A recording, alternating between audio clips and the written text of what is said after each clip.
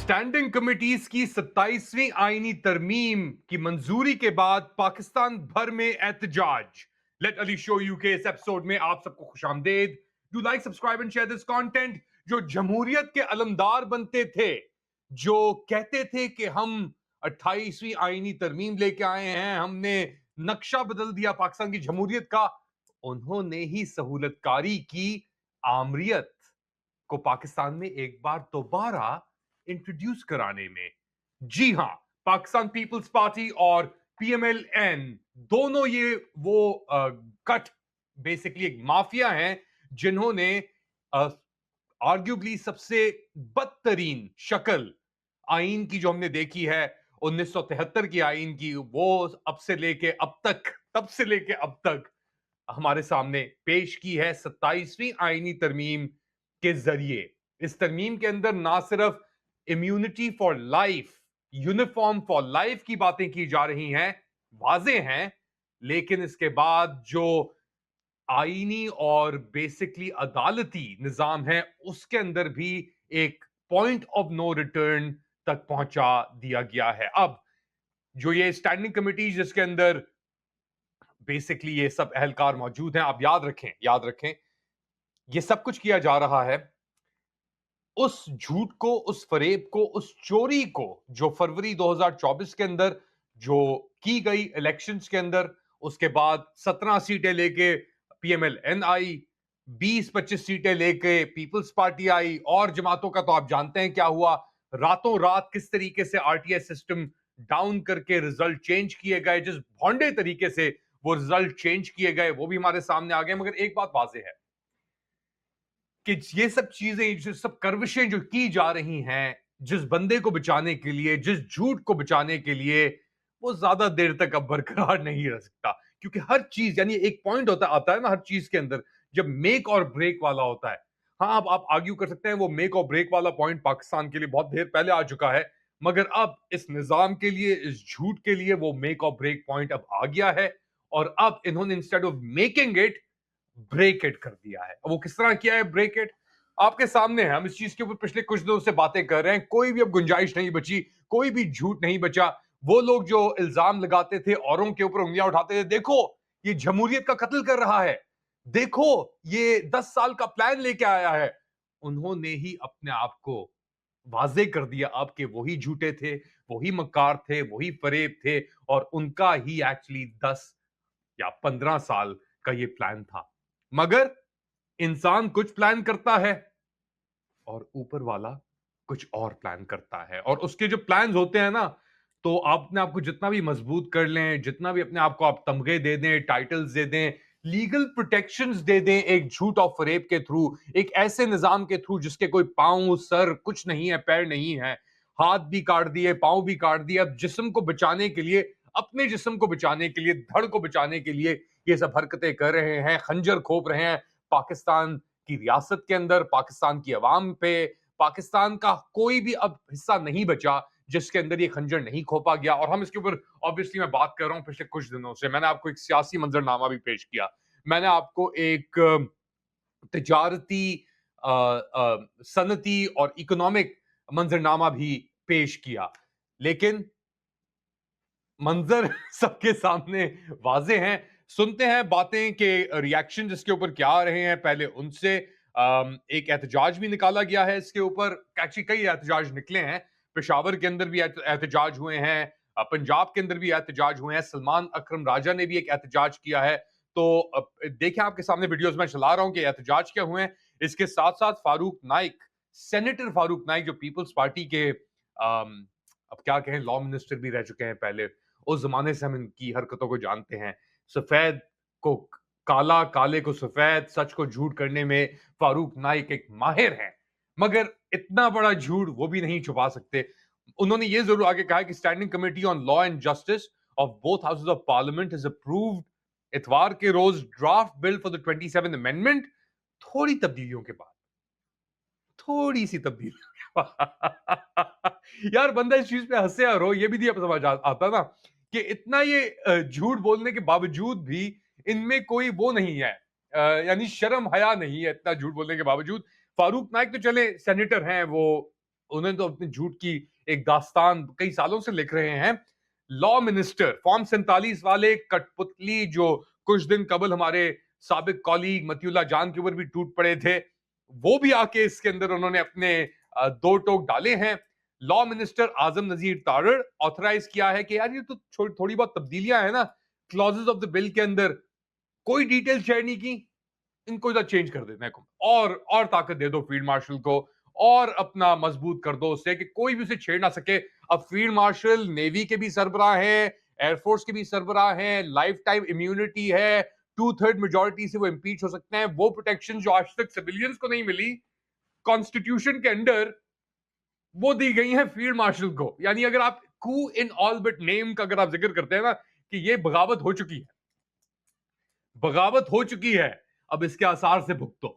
और जिसने इस बगावत को, इस झूठे डॉक्यूमेंट को जन्म दिया है 27वीं आईनी तरमीम को, ये बात भी आप लिख लें, आज नोट कर लें, तारीख आपके सामने है 10 नवंबर, पीर का रोज, ये आके इन्हें ही खाएगी। ये जो बला इन्होंने खड़ी की है ना, ये आके इन्हें ही खाएगी।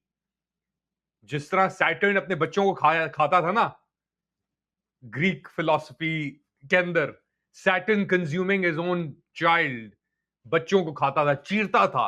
वो तस्वीर ही आपको लगा देता हूं कि सैटर्न किस तरीके से खा रहा है अपने बच्चों को, उसी तरीके से ये भी अपने बच्चों को खाएगी। और ये वो वाले बच्चे नहीं, जो सबसे बड़ा बच्चा, जो सबसे बड़ा रोंदू बच्चा है, जिसको सबसे ज्यादा प्रोटेक्शन चाहिए, जिसकी इनसिक्योरिटी इतनी है कि उसने पूरे निजाम को हॉस्टेज करके तितर बितर कर दिया, वो भी आके पनाह मांगेगा। तो एक एक करके आपको मैं सुनाता हूं रिएक्शन इसके ऊपर।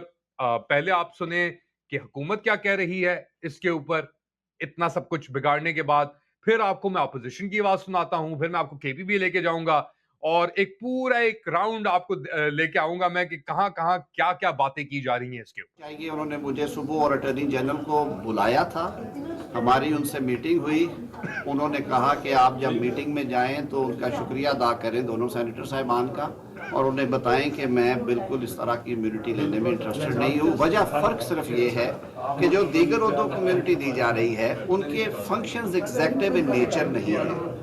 वज़ीर आज़म के फंक्शंस एग्जेक्टिव इन नेचर हैं, यानी कि वो मुल्की ख़जाने से, मुल्की बजट से, मुल्की महकमों के जो स्ट्रक्चर्स और उनमें अखराजात के हवाले से उनके फैसले और काबीना में किए गए फैसले अहम होते हैं। आइन में ऑफिशियल कैपेसिटी में उनके जो फंक्शंस हैं उन पे उनको ऑलरेडी इम्यूनिटी है। तो उस बैकग्राउंड में उन्होंने कहा कि जो कुछ आइन में लिखा हुआ है मेरे लिए या वज़ीर आज़म के लिए, मैंने तो नहीं रहना हमेशा, वो बहुत मुनासिब है। फंक्शंस मुख्तलिफ होने की वजह से इन नेचर वो ज़ाती तौर पे समझते हैं कि ये इम्यूनिटी वज़ीर आज़म के लिए नहीं होनी चाहिए। तो ये थी हुकूमत की रिएक्शन, मुतमईन बेगैरत। मुतमईन तो ये कहीं से भी लग रहा है, इनकी शक्लों की हालत आप देख सकते हैं कि ये जानते हैं कि जो इन्होंने कार्डिनल सिन कर दी है एक तरीके से, ये आके किस तरीके से इन्हें तोड़ेगी। इनको अब इनका पीछा नहीं छूट सकता इस चीज से। हम तो यानी 3 साल से रो रहे हैं ना कि यार ये क्या हो रहा है, क्या हो रहा है, क्या हो रहा है, मगर वो अपने पांव पे कुल्हाड़ी, अपने पांव पे AK-47 हैंड ग्रेनेड, सब कुछ इन लोगों ने मार दिया है अपने आप को बचाने के लिए कि हम बच जाएं। बस हमें इस जिंदगी के अंदर, या अल्लाह हमें इस जिंदगी के अंदर बचा ले, इम्यूनिटी दे दे, जो हमने जुर्म और जराइम कर दिए हैं उससे। अच्छा, एक बड़ी इंटरेस्टिंग इसके अंदर चीज हुई, फील्ड मार्शल को भी इम्यूनिटी मिली लाइफ टाइम, सदर को भी इम्यूनिटी मिली। जब छोटे मियाँ पिट्ठू का वक्त आया, फॉर्म 47 वाले पपेटियर का, टुकली का, वो तो अजरबैजान गए हुए थे ना, ये सब हरकतें जो पीछे हो रही थी पीठ पीछे, तो उन्होंने भी अपेरेंटली ये गुजारिश डाली कि मेरा क्या होगा कालिया। तो उसके ऊपर फारूक नाइक ने रिपोर्टेडली कहा कि देखें, अगर हमने आपको दे दी ये फैसिलिटी, अगर हमने आपको दे दी NRO, basically this is NRO right, अगर आप कह रहे हैं इम्यूनिटी फॉर लाइफ कि कोई भी आपके ऊपर उंगली नहीं उठा सकेगा, कोई लीगल रिकोर्स नहीं हो सकेगा, तो छोटे फारूक मियां ने छोटे शरीफ मियां को कहा, मियां शरीफ साहब, अगर हमने आपको ये दे दी इजाजत इम्यूनिटी की, तो फिर तो इमरान खान निकल आएगा। ऐसी फटी उसके बाद के शहबाज शरीफ साहब ने फौरन दस्ती अपनी पोस्ट डाली कि भाई अकाउंटेबिलिटी के लिए मैं नहीं ले रहा। अब वो लेना चाहते थे, अब वो अलग बात है, मगर दूध का दूध, पानी का पानी। हुकूमती बेंचेस तो आपने सुन लिया कि क्या हो रहा है। अब आपका रुख करता हूं, निगाह डालता हूं मैं ऑपोजिशन के अंदर क्या बन रहा है। और अब एक इसके बाद ये सुने आप, अपना पीटीआई का आपको सुनाता हूं। ये जो एक पूरी एक मूवमेंट चली हुई है, इसके अंदर लामा अब्बास नासिर भी हैं, महमूद खान अचकजई भी हैं, जिनका ताल्लुक पाकिस्तान तहरीक इंसाफ से नहीं है। वो क्या कह रहे हैं इस चीज के ऊपर। मगर इसके बाद एक बड़ा अहम पॉइंट है जो मैं आपको इन सब चीजों के बाद उसके तरफ इशारा करूंगा। कुछ लोगों को जवाबदेही से निकाला जा रहा है, इस्तिस्ना दिया जा रहा है। ये जो करेंगे, हत्ता जुर्म सरदार हो इनसे, उसकी जवाबदेही नहीं होगी। खुदा तो जुर्म नहीं करता, हमारा वो कर देता हबीब। खुदा चूंकि जुर्म नहीं करता, किसी जुर्म नहीं करता, तो लिहाजा वहां से इस्तिस्ना की मसले नहीं है। तो यहां पर क्या सूरत बन गई है कि अगर ये जुर्म करें, कत्ल करें, लूटें, धक्के डालें, जो दिल तय करें, इनसे आप नहीं पूछ सकते। पाकिस्तान के अवाम को ये बात जान लेनी चाहिए कि अब जो भी ये करेंगे ना, इस इस्तिस्ना की रोशनी में क्या मरते दम तक इनसे कोई नहीं पूछ सकता। ये खुदा बन रहे हैं। 27वीं आईनी तरमीम पाकिस्तान के अदालती निज़ाम पर एक हमला है। इस तरमीम के बाद पाकिस्तान में आज़ाद अदलिया का वजूद खत्म हो जाएगा।